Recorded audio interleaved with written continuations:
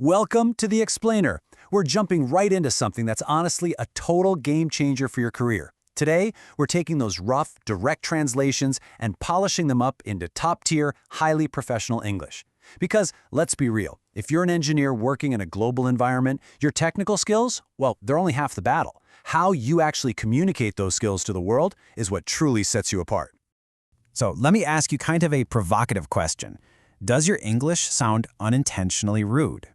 I know, it's a bold thing to ask, but the reality is, direct translations, especially from languages like Spanish into English, well, they can sometimes sound a little harsh or even demanding. And that happens even when you have the absolute best intentions. A simple request in one language can totally come across as a strict order in another. But don't worry, we're going to fix all of that today. Okay, let's dive right into this. Mastering professional emails and daily messaging structures is absolutely critical. It's what establishes you as a highly competent global professional from day one. You see, when you use the right tone, the right structure, and the right vocabulary, you aren't just sending an email, you're actually building trust with international clients, suppliers, and your global management team. Here's our roadmap for this explainer. We'll quickly cover why professional English matters, how to perfect those email subject lines, making polite requests with modals, writing with clear purpose and proper capitalization, firing off quick updates on Teams, and finally, using short forms and questions. Kicking things off with Section 1, Why Professional English Matters and How to Make a Truly Great First Impression. Think about it. For an engineer, an email is often your digital handshake. It's frequently the very first interaction you have with a major stakeholder. So when you master polite openings, you completely avoid sounding demanding, and instead you position yourself as a highly skilled pro.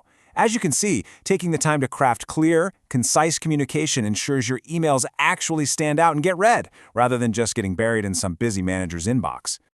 Moving right along to Section 2, Perfecting Email Subject Lines. And seriously, we need to stop using vague titles. And this perfectly illustrates exactly what I mean. Take a look at that vague example on the left. Just the word question. I mean, a busy project manager might completely ignore that, right? But now, check out the specific, engineering-focused alternative on the right. Requests for maintenance schedule production line 2. It's structured, it's ultra-specific, and the recipient knows exactly what the email is about before they even click on it. It's a night-and-day difference. On to Section 3, Polite Requests with Modals, or as I like to call them, using English softeners. So think of modal verbs as your English softeners, or kind of like conversational cushions. They're basically your secret weapon to bridging that cultural nuance gap. Here's what happens when we skip them. A direct translation of the Spanish imperative, mándame los datos, literally becomes, send me the data. Now, in a workplace context, that sounds like a pretty harsh command, but check out the softened request. Could you send the data? Instantly, just by adding that one modal verb, it transforms into a polite, professional request. Let's actually break down the formula for the modal verb would. Notice that first rule for disposition. Would you mind is an absolutely fantastic phrase, but heads up, it's a major trap for non-native speakers. It absolutely must be followed by a verb ending in ing. For example, would you mind sending me the updated inventory spreadsheet?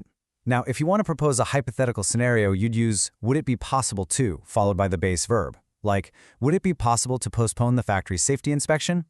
It just acts as this nice, soft cushion before you make a big request. So the really crucial point here is understanding exactly when to use could. While would asks about someone's willingness, could is all about physical ability, time, or logistics. Saying, could you check the calibration on the temperature sensors, asks if they actually have the time or ability to do it. And notice a key detail here. The main verb never changes form. It's always the base verb. Could plus your subject plus the base verb. It's simple, it's polite, and it's incredibly effective. All right, Section 4, Clear Purpose and Capitalization, or how to avoid some of the most common grammar traps out there. These specific little grammar rules are going to instantly elevate your writing from amateur to total professional.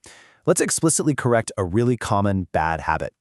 Lots of people use for plus a verb to express the purpose of an action, like saying, I am calling you for confirm.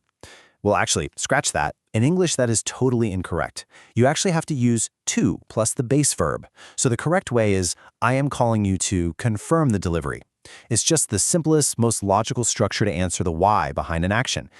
Now, a super quick word on capitalization in technical environments. Proprietary equipment, Brand names and specific departments, those get capitalized. Think Windows 11 or the IT department. But generic terms and general job roles, keep those lowercase. So it's local network or an IT specialist. Honestly, nailing these small details shows incredible attention to detail, which managers love to see. Let's move into Section 5, quick updates on Teams for fast, professional collaboration. Let's see how this builds, because we're shifting gears entirely here. Unlike those formal emails we just talked about, Teams and Slack updates are fast. They're short.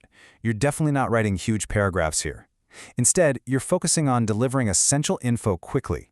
Stuff like task progress updates, coordinating a quick meeting, or just pinging your team to say a file is ready. The whole goal is efficient collaboration, without dragging people down with unnecessary details. And finally, Section 6, short forms and questions. How to sound natural and concise.